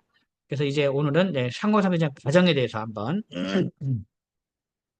자, 303 비전이 뭐냐면요. 저는 맨 처음 강의 때 말씀했듯이 그 30 곱하기 3입니다. 303이. 그래서 30년을 3대, 3대로 그러니까 이 한 세대를 30년으로 잡고 3대에 걸쳐서 하나님의 말씀 암송 교육과 이제 그 인격 훈련을 통해서 우리의 자녀들을 다음 세대 지도자로 키우자 하는 것이 303 비전입니다. 지금 제가 쉬지 않고 하니까 제 아내가 시계를 보여주면서 좀 쉬고 하자고 지금 지금 이렇게 신호를 줬네요. 우리 9시 한 10분간 쉬고 9시 25분에 다시 시작하도록 하겠습니다. 여러분 화장실 다녀오시고 이따가 9시 25분에 다시 뵙도록 하겠습니다. 9시 반에 하죠. 9시 반에. 13분 쉬고요. 9시 반에 다시 뵙겠습니다. 네, 감사합니다. 네.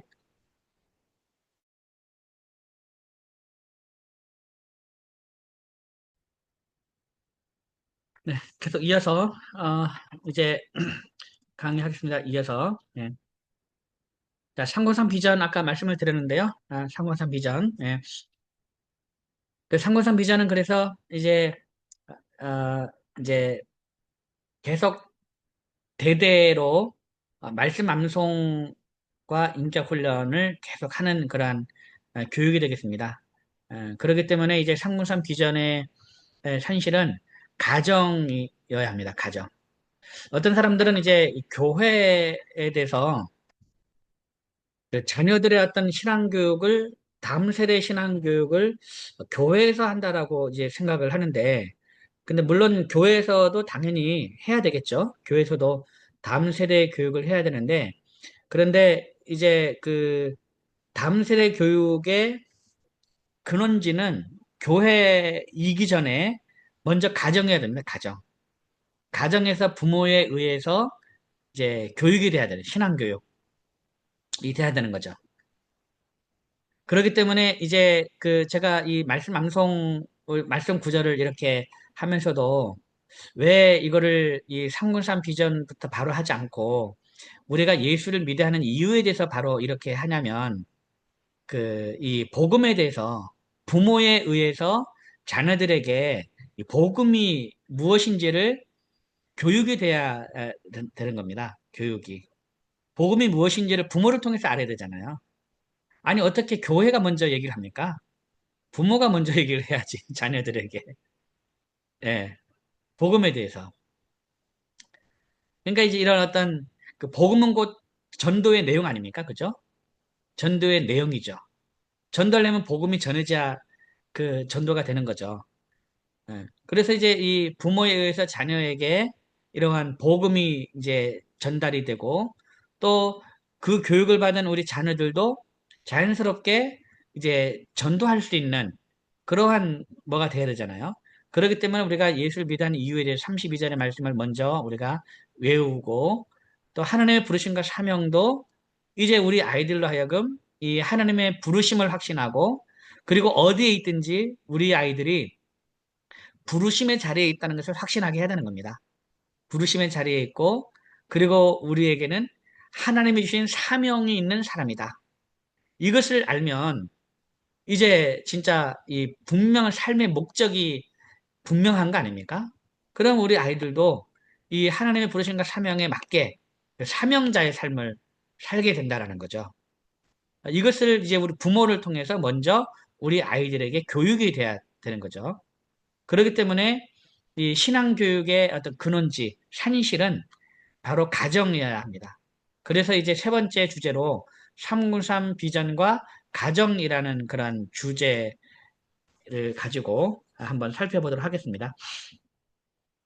393 비전과 가정 26절의 말씀인데요. 자, 그러면 393 비전의 첫 출발. 아까 말씀드린 393 비전이라는 거는 이제, 잠깐만요. 제가 전원 좀 확인 좀.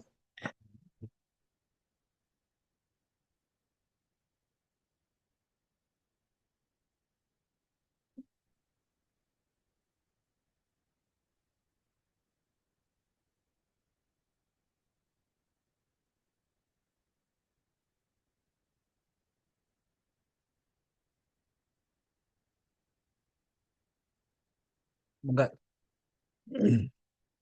전원 연결이 접속이 좀 불량한지 지금 잘 안 돼가지고 네, 해놨습니다. 네.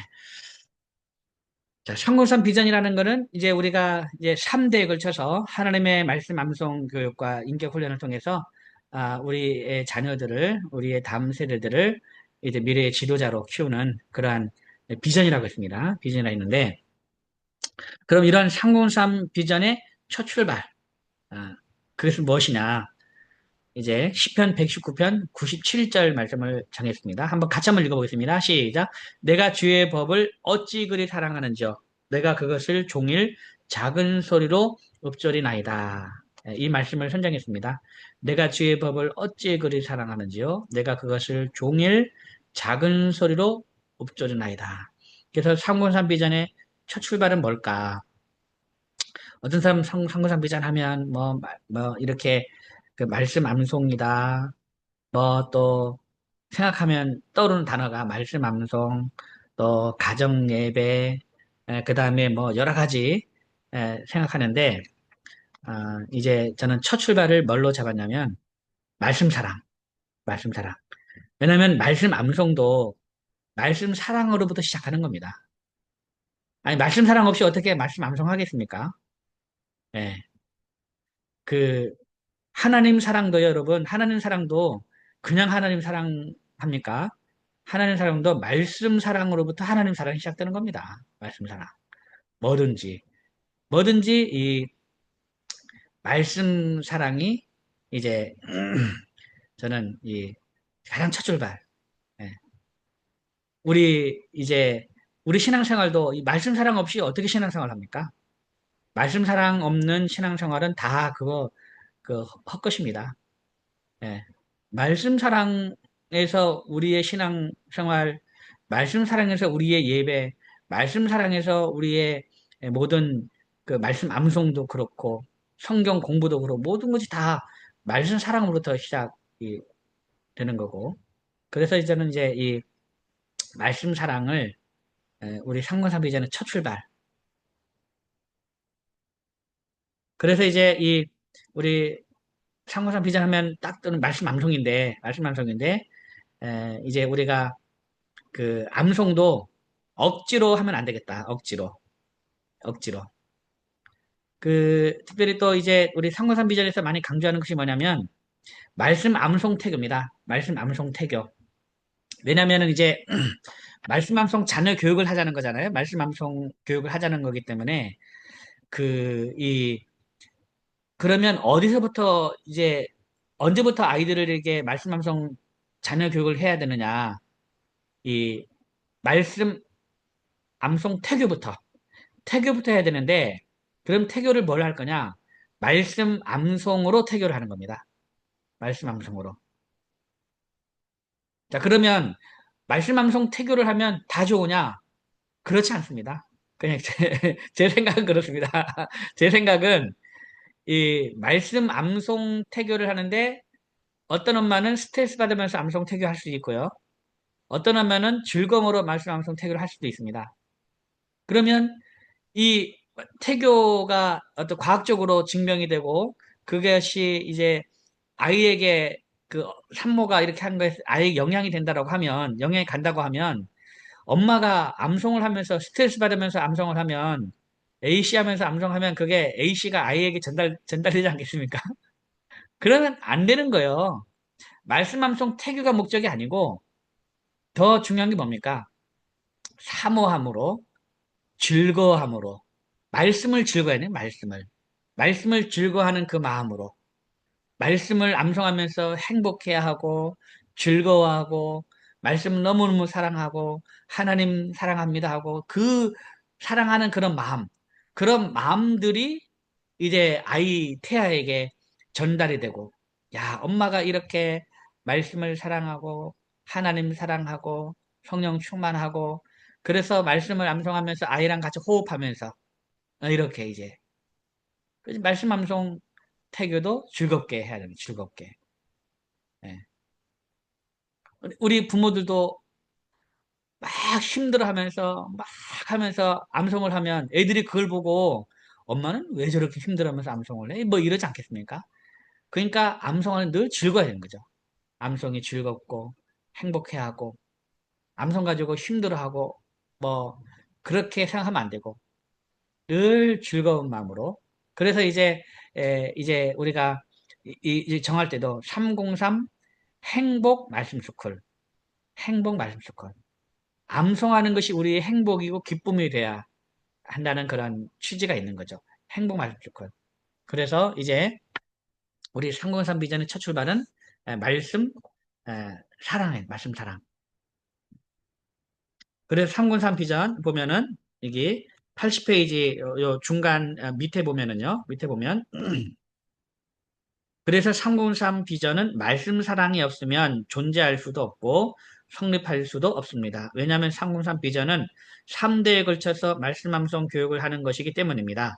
말씀 암송을 하는 우리 부모는 가장 먼저 말씀을 사모하는 마음으로 말씀을 암송해야 합니다.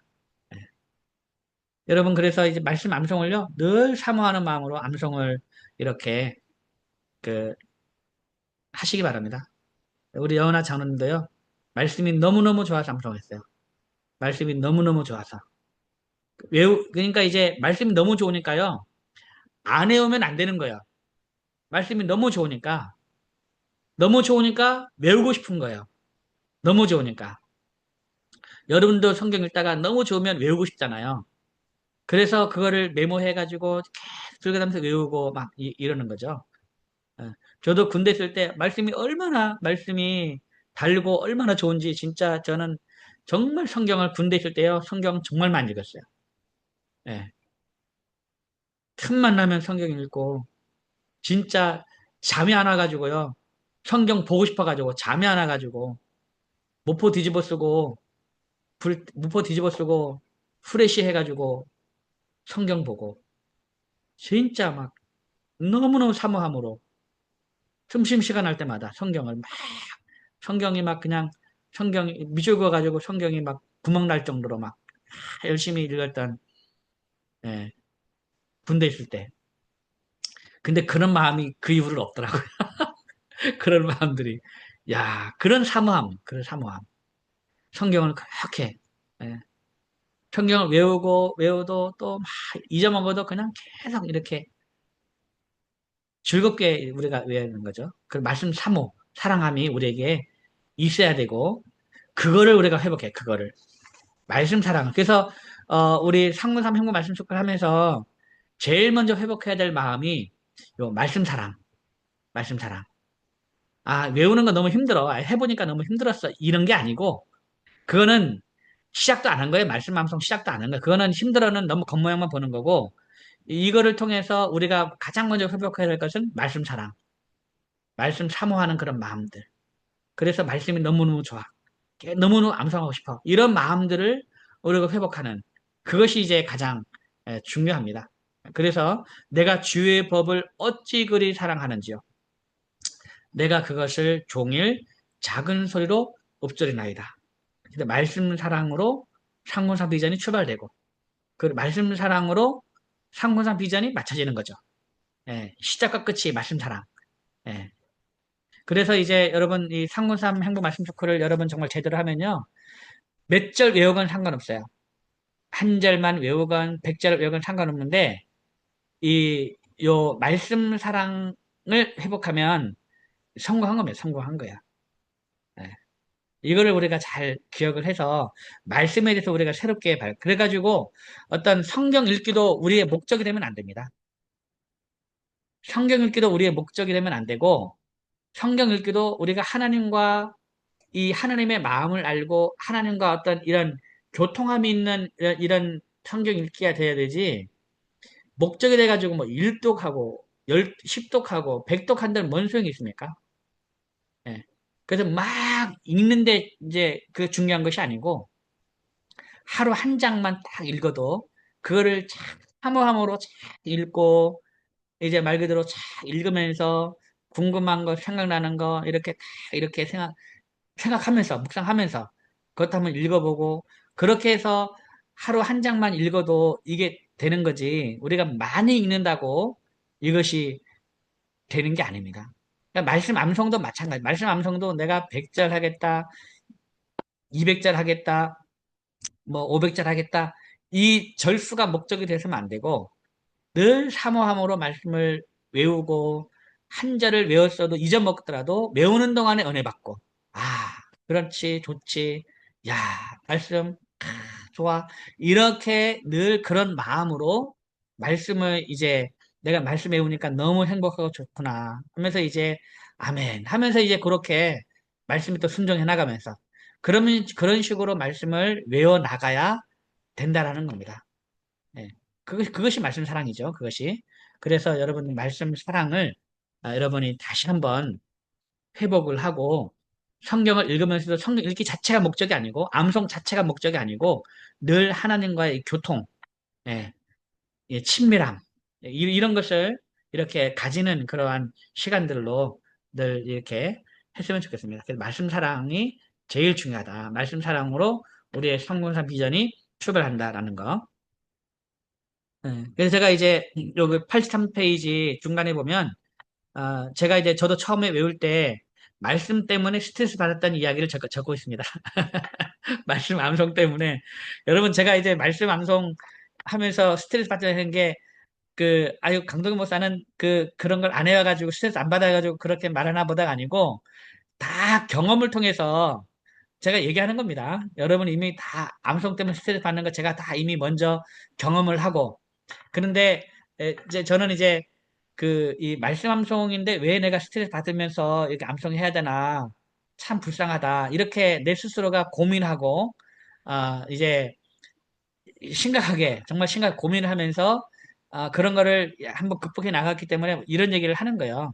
그래서 저는 그러니까 제가 저도 신대원 다닐 때 벌써 제법 오래됐어요. 신대원 제가 2001년에 신대원 입학을 했으니까 벌써 한 이제 20한 5년 되네. 24년 되는 거네요. 25년 되고 있는데 근데 그때 이제 제가 성경을 25년 전에 성경을 이렇게 외우면서 저는 굉장히 스트레스 많이 받아가지고 왜냐면 검사를 하니까 우리 장로님이 이제 암송 점검하고 막 이렇게 하니까 이제 그걸 또 외워야 되잖아요. 막 그러니까 이제 스트레스 받으면서 외웠는데 저는 이제 그 다윗의 어떤 그런 성경 그 이런 내용들 뭐 이제 그 주의 말씀의 맛이 내게 어찌 그리 단지요 내 입에 꿀보다 더 다니다 뭐 이렇게 이제 다윗이 고백하는 어떤 그런 것을 아, 보면서 저는 참 부러웠거든요.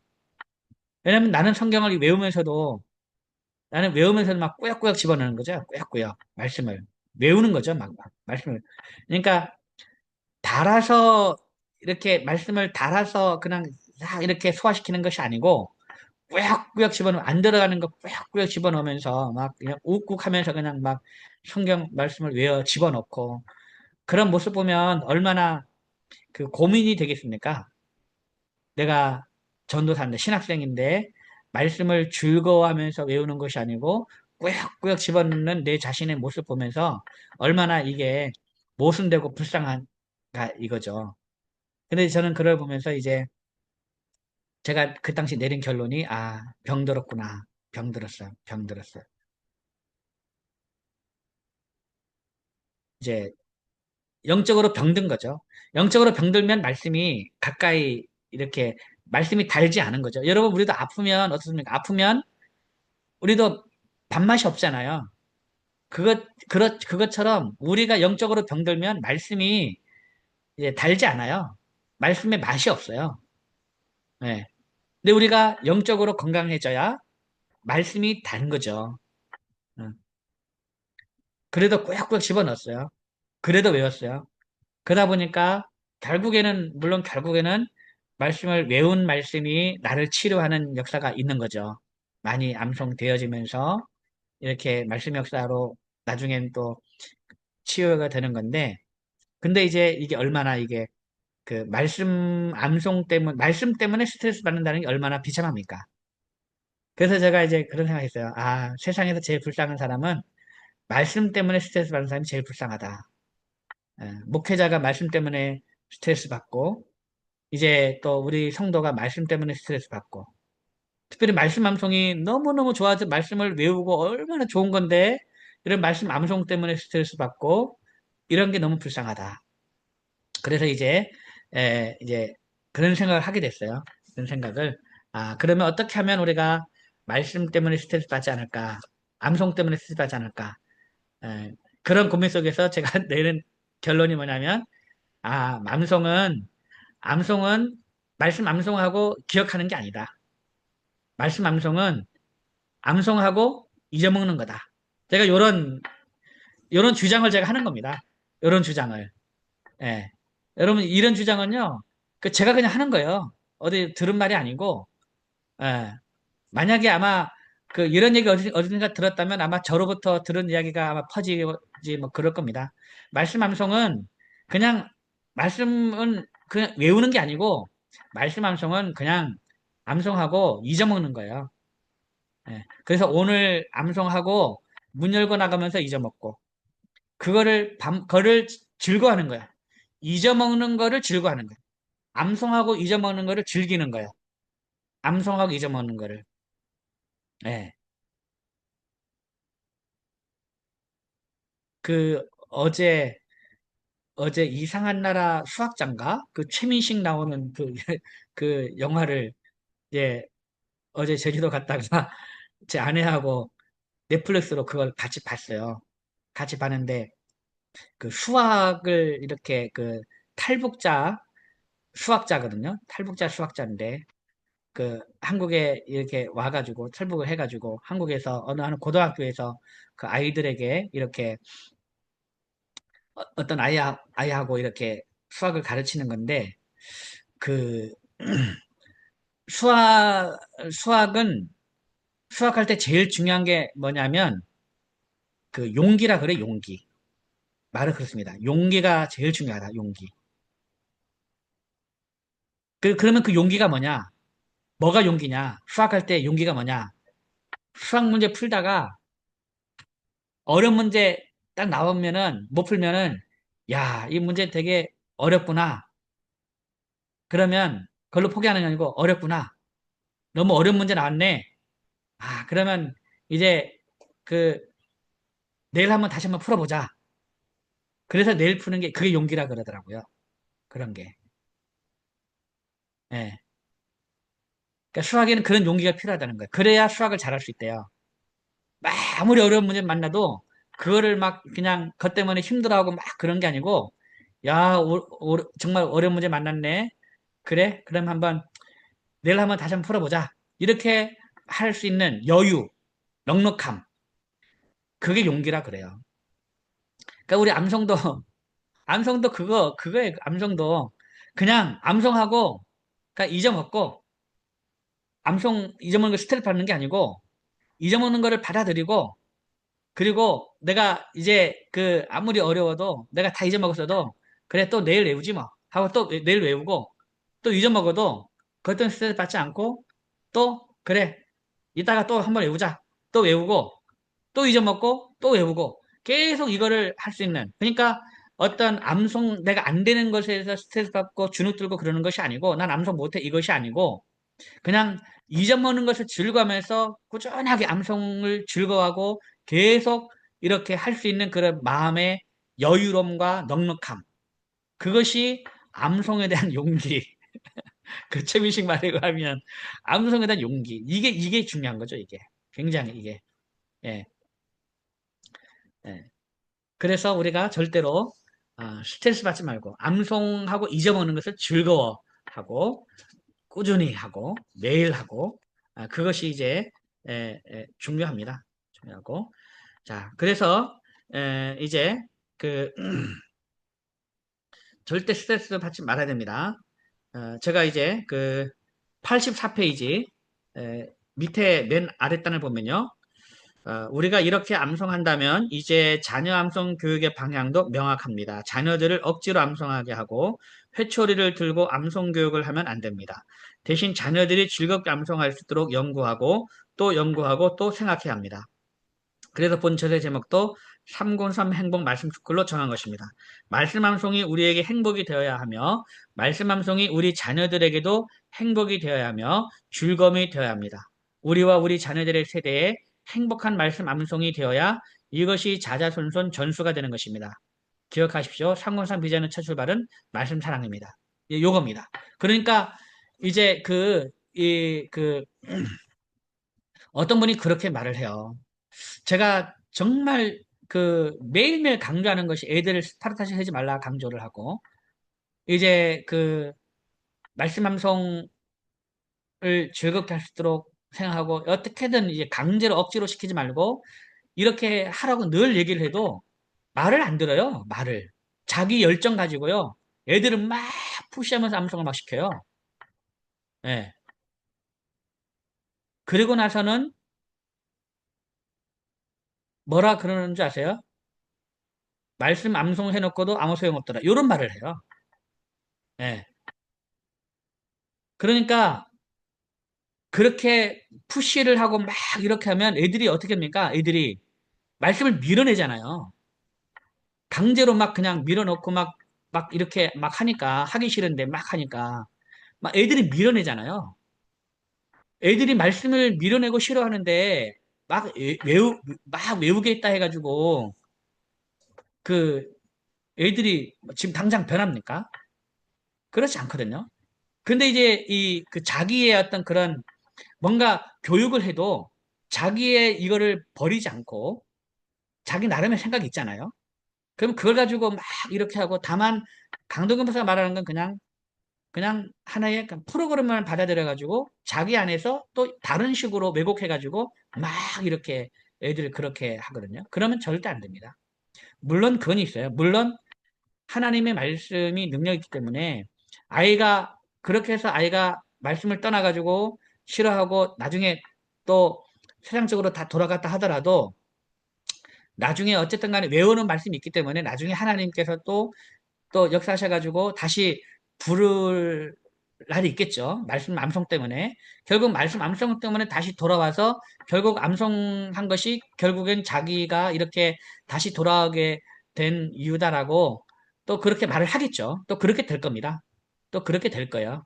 예, 그렇게 될 거긴 하지만, 그렇지만 이제 결국은 그렇게 강제로 외우는 것도 헛된 것이 아니고 다 나중에는 다 그게 피가 되고 살이 되고 나중에 우리 아이들이 하나님께 돌아오는 계기가 되는 그런 말씀이 되기는 하겠지만 그렇지만 우리가 이제 처음부터 우리 부모들이 자녀들에게 말씀 암송을 대하게 할 때는 말씀이 행복하게 하고 말씀이 달다는 것을 알려주고 이 자연스러운 이 교육이 될 수 있도록 우리가 지혜가 필요하다는 거, 지혜가.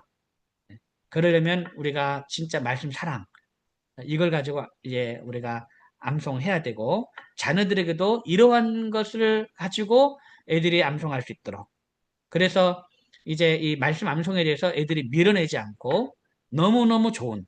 그래서 내가 지금까지 부모로부터 받은 것이 있다면 말씀 암송이 제일 고맙고 감사하고 이것이 참 부모의 큰 은혜고 하나님의 은혜임을 동시에 부모에게 받은 가장 큰 선물이고 은혜라는 사실을 우리 아이들이 이렇게 알게끔 우리가 그렇게 계획을 해야 된다라는 거예요.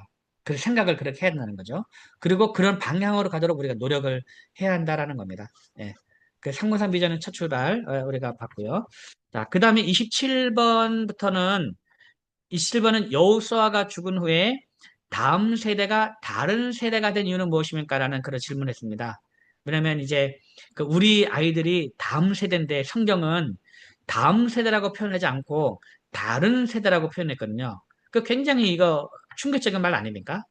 당연히 우리의 다음 세대는 다음 세대야 되는데 그 다음 세대를 하지 않고 다른 세대라고 이렇게 표현은 굉장히 충격적인 건데 그래서 우리가 우리 아이들은 다른 세대가 아니라 다음 세대로 우리 아이들 키워야겠다는 마음으로 제가 사사기 2장 6절부터 10절까지 말씀을 본문으로 해서 요 질문을 이렇게 넣었습니다. 여호수아가 죽은 후에 다음 세대가 다른 세대가 된 이유는 무엇입니까? 라는 질문을 했는데요. 이거 한 번만 읽어보고 오늘 마치도록 하겠습니다. 한번 읽어보겠습니다. 시작. 전에 여호수아가 백성을 보내매 이스라엘 자손이 각기 그들의 기업으로 가서 땅을 차지하였고 백성이 여호수아가 산 날 동안과 여호수아 뒤에 생존한 장로들 곧 여호와께서 이스라엘을 위하여 행하신 모든 큰 일을 본 자들이 산 날 동안에 여호와를 섬겼더라. 여호와의 종 눈의 아들 여호수아가 110세의 죽음에 무리가 그의 기업의 경내 에브라임 산지 가스산 북쪽 딥나셀스에 장사하였고 그 세대의 사람도 다 그 조상들에게로 돌아갔고 그 후에 일어난 다른 세대는 여호와를 알지 못하며 여호와께서 이스라엘을 위하여 행하신 일도 알지 못하였더라. 사사기 2장 6절부터 10절까지의 말씀. 아멘. 예. 예, 요 말씀도 이제 참 요 말씀 외우기가 이거 쉽지가 않아요. 아, 쉽지가 않지만 이것도 계속 반복해서 외우다 보면 이 말씀이 너무 잘 외워져요. 잘 외워지고 그리고 사실 사사기 2장 6절 10절까지 이 말씀을 외우는 사람이 많지 않습니다.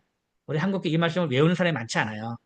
예, 그러니까 여러분 이 말씀을 딱 외워두면 정말 이제 너무 이제 어떤 우리 아이들을 진짜 어, 다른 세대가 아닌 다음 세대로 키워야겠다라는 어떤 그런 마음에 경각심도 일고 또 이렇게 경고의 말씀으로 우리가 또 받아들일 수가 있습니다. 그래서 사사기 2장 6절 10절까지 말씀을 우리가 한번 외워보도록 하겠습니다. 자, 여기까지 요 내용 설명 우리 다음 주에 또 한번 다음 시간에 한번 보면서요. 이 가정에 대해서 아직 가정의 얘기는 안 했잖아요. 가정에 대해서 네 번째 시간에 가정에 대해서 한번 이제 한번 살펴보도록 하겠습니다. 네, 오늘 이렇게 늦은 시간까지 여러분 함께 해주셔서 감사하고요. 이제 오늘 이제 우리 말씀 사랑.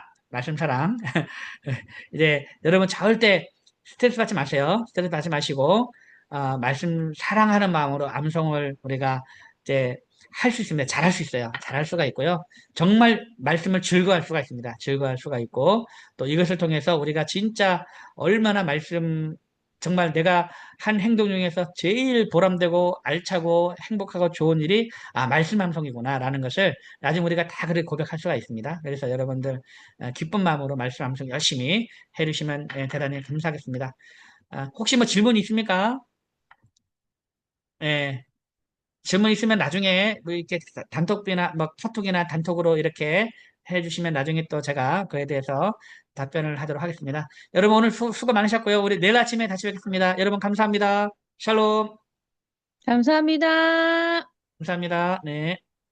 수고하셨습니다. 네, 감사합니다. 감사합니다. 네, 네, 감사합니다. 네, 종료하겠습니다.